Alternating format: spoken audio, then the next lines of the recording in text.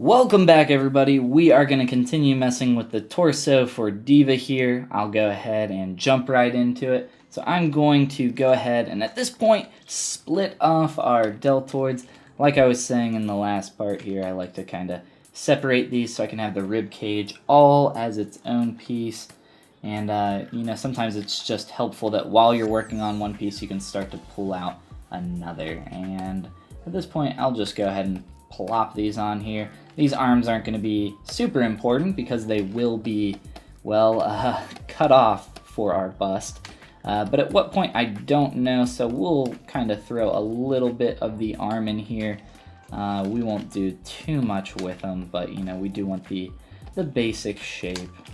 But again, it's not the end of the world if they don't look great. It is not our main concern. And I'll work on getting this transition definitely too sharp right there, and try to round out the rib cage. As I pulled out those shapes, you can run into a few problems here, and as you run into those problems, it's easier to take care of them quickly than worry about them later too much. And at this point, it might be easier if we just turn off our head and hide it, but I don't want to do that quite yet. Not in the way too much. Oh, you know what? Actually, let's merge down our neck. What? Neck's actually kind of looking a little too thick for my liking. So let's adjust it ever so slightly. And see if I can get a little bit of, just a little bit of character in here. I don't want a super buff neck, but I don't want it to look like it is just completely without shape.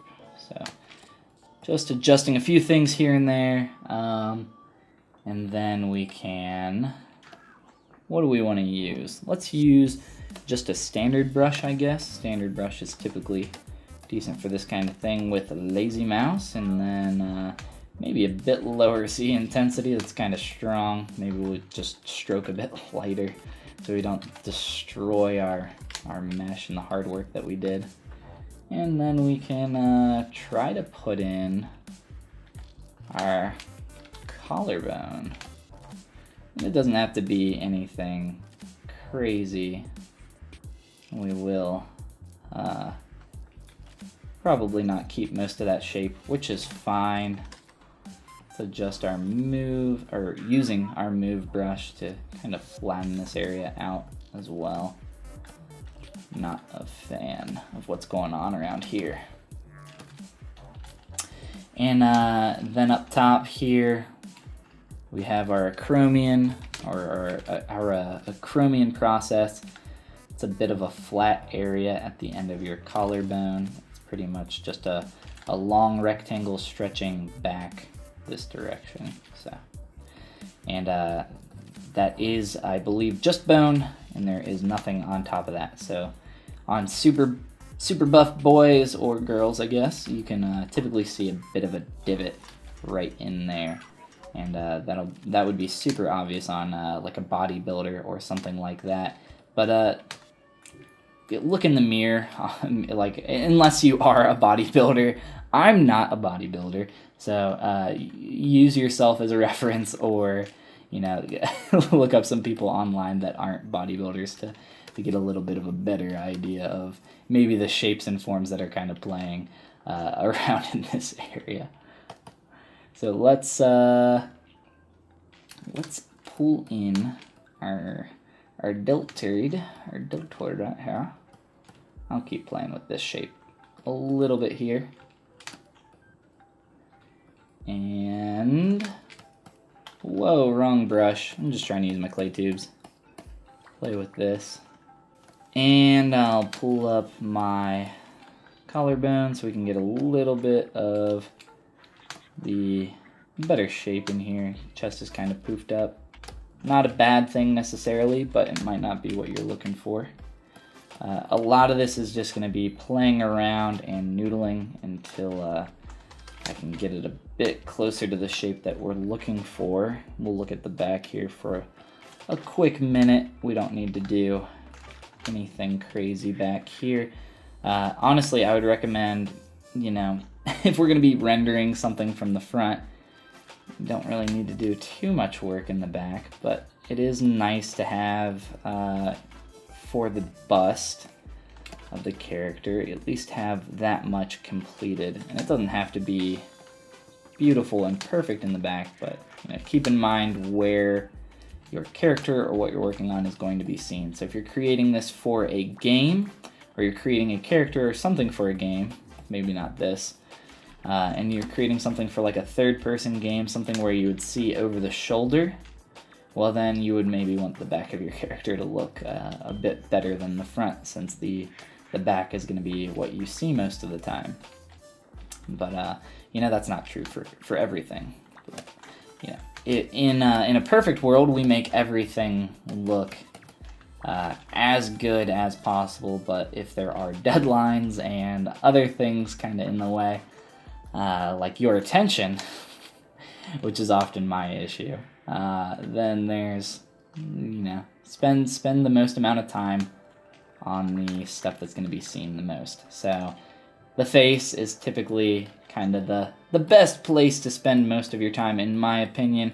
But then again, it does depend on what the model is being used for.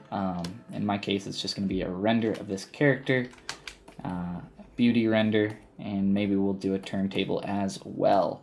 So we'll keep playing with the front here, a little bit with the back. We don't want to neglect it too much, but we do want to keep our focus where it needs to be. So playing with these arms, like I said, they are going to be cut off, but I do want to get some of the distinct shapes in here. I will. They look super goofy, but I do want to make sure that everything's working together. Man, that's gross. That is not good. Very long upper arm here. D.Va, been going to the gym, getting stretched out, getting well, I guess not swole, but just stretched. I don't know. I don't go to the gym, so I don't know gym terminology. I apologize. Let's at least get a little bit of the idea of a tricep in there.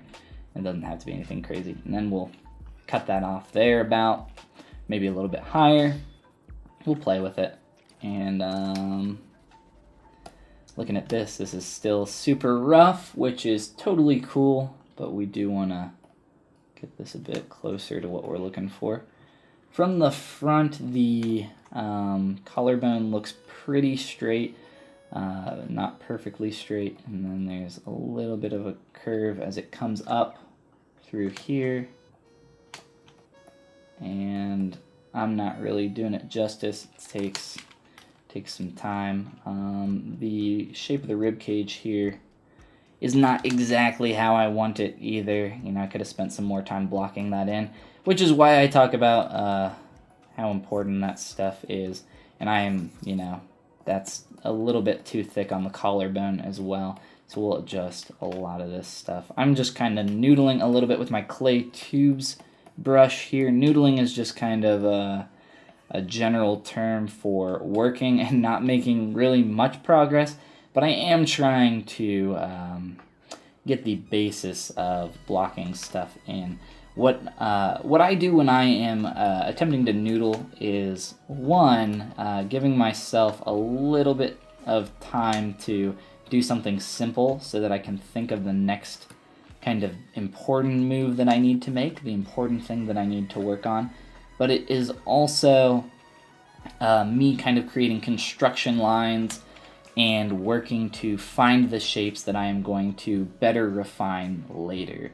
So typically people use the term noodling in a negative, meaning like, oh, you're just noodling and wasting time, and I try to use that, quote, wasted time as an opportunity to at least get some construction in there, some basic stuff.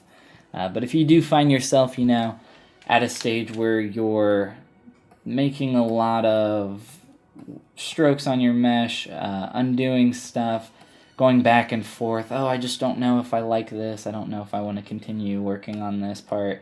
Then at that point, I would recommend just taking some screenshots of your mesh, going in like Photoshop or Paint or whatever free image application or whatever you're using, and try to critique your own work. So I like to take quick turnaround images of my character, my sculpt, and I'm going to turn on perspective here real quick. And then what I like to do, so some quick turnaround images, Shift S on your keyboard will help you out with that. And then I'll take this into Photoshop and do a quick little paint over. But before I do that, I kind of like to walk away for a few minutes, and that kind of lets me be able to come back and look at it with fresh eyes. So that's one technique that I use if I'm feeling a bit stuck. There's a couple other ways that I've mentioned in the past about changing your material to be able to look at your mesh here from a little bit of a different perspective. Kind of helps. It's strange, but just changing the color of your mesh even can help you out with a bunch of stuff. And it's weird how your brain kind of gets used to looking at this stuff, whatever you're working on, especially in 2D work, I've found. And then it's a little bit easier in here because you can kind of like rotate around and look at it from different angles. But even still, it happens in here.